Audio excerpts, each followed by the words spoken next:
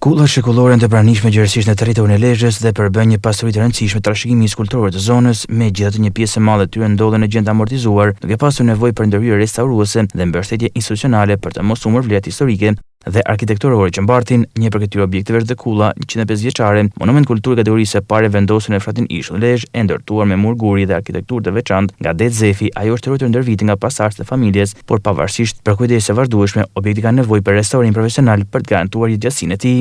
Në këtë kuadër janë hapur thirrjet për programin Orjetëzimi i Kullave, një iniciativë përbashkët të Ministrisë së Turizmit, Kulturës dhe Sportit dhe GIZ në Shqipëri.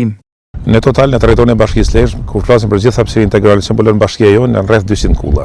Pjesa më e madhe prej tyre, numri më i madh është i përqendruar në zonën e njësisë administrative të Ungrejt, në pjesën e malësisë së Lezhës dhe në pjesën lindore të Zadrimit. Fshatat lindore pra se janë përgjatë malit të Kreshtes. Zona tjetër ka më pak. E veçanta kësaj kulle ku ndodhemi sot është kullë tipike malore e malësisë, ndodhet mes fushës, madje në një nivel shumë të ulët.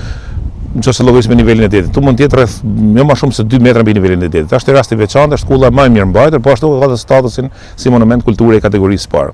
Kemi disa raste të tjera të ngjashme që po shkojnë drejt rënimit, edhe pse kanë statusin si monumente kulture të mbrojtur nga shteti. Përsa i përket kullave që janë truajtura mirë dhe familjar vetë, siç kemi edhe rastin konkret, është shumë e nevojshme ato të aplikojnë në mënyrë se të mirë mbajnë edhe më shumë. Po ashtu përveç kësaj të ofrohet infrastrukturë më mirë, të jenë të aksesueshme, sepse në pjesën e madhe prej tyre nuk kanë as rrugë të mira, janë të aksesueshme, duhet ndërtohen edhe disa rrugë të vogla. Paktën, s'po themi rrugë të asfaltuara, por shtrohen me çakull në mënyrë të jenë të aksesueshme dhe të vizitueshme në njëjtën kohë. Lezhë është pjesë e projektit pilot për rjetëzimin e kullave, ku një projekt i organizuar nga Ministria e Turizmit si dhe GIZ. Ky program synon që të jap iniciativë për rritëzimin e kullave, si edhe për shtyrjen e tyre që t'i kthejnë ato për atraksione turistike.